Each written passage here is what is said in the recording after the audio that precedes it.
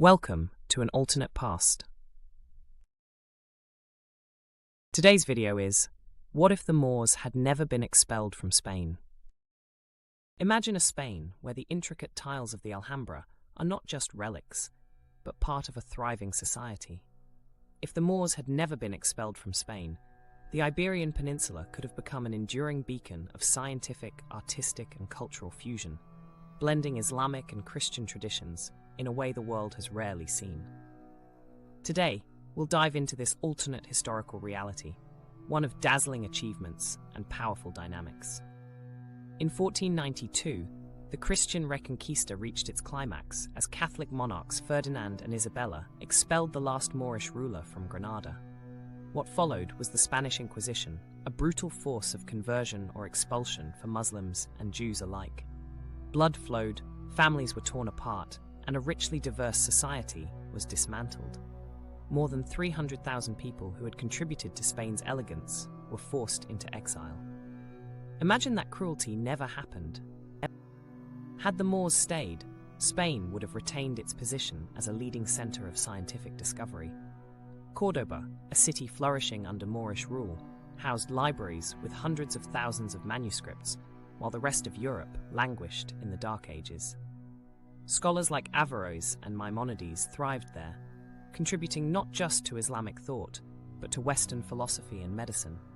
Innovations in astronomy, mathematics, and chemistry could have propelled Spain into unprecedented scientific supremacy. Architectural marvels would have flourished beyond the Alhambra and the Great Mosque of Córdoba. These structures were not only aesthetically magnificent, but technologically advanced, featuring innovations like complex water systems and intricate geometric designs.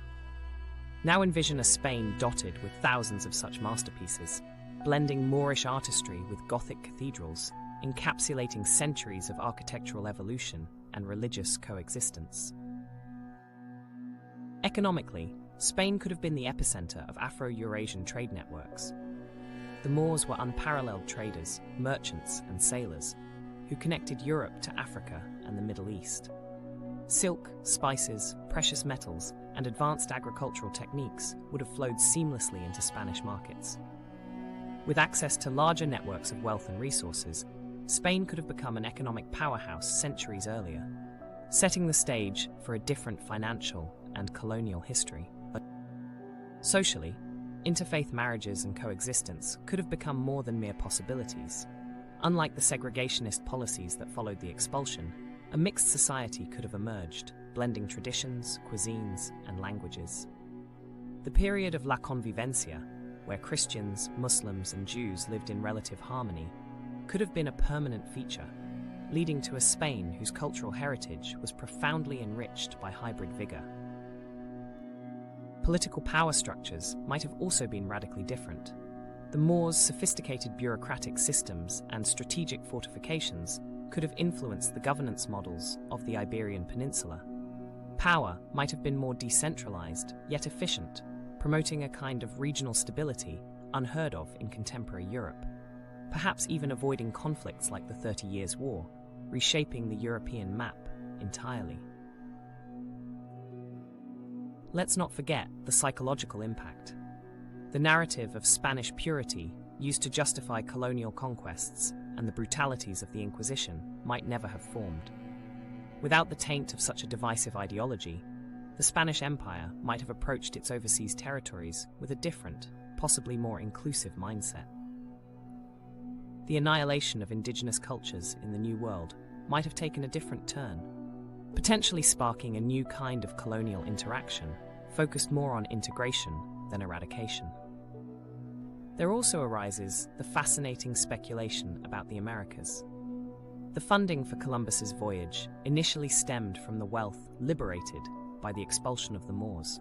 Had the Reconquista's grand finale never taken place, would the discovery of the New World still have occurred as it did? Maybe Columbus would have had to seek patronage elsewhere, altering the timeline of transatlantic history. This single point of divergence could create ripple effects, changing the fates of countless civilizations. We might also imagine the arts flourishing in ways unimaginable, Moorish Spain was a haven for poets, musicians, and artists, producing a cross-cultural melange that was rich and developmental for European culture. This atmosphere, carried into the Renaissance, could have bolstered an era of artistic introspection and synthesis, a collective creativity that thrived instead of fractured Europe's spiritual and artistic landscapes.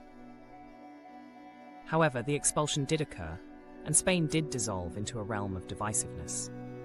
The golden age of scientific and cultural advancement was brief and bloodily concluded. Libraries were burned, knowledge obliterated, and communities were disbanded. We are left to contemplate the magnitude of what was lost, the humanity extinguished.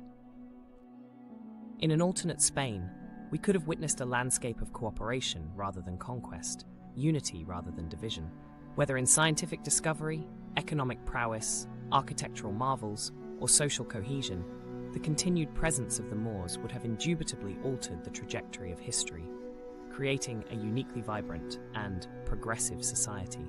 But this remains a tantalizing what-if, a profound reflection on the paths not taken and civilizations undone.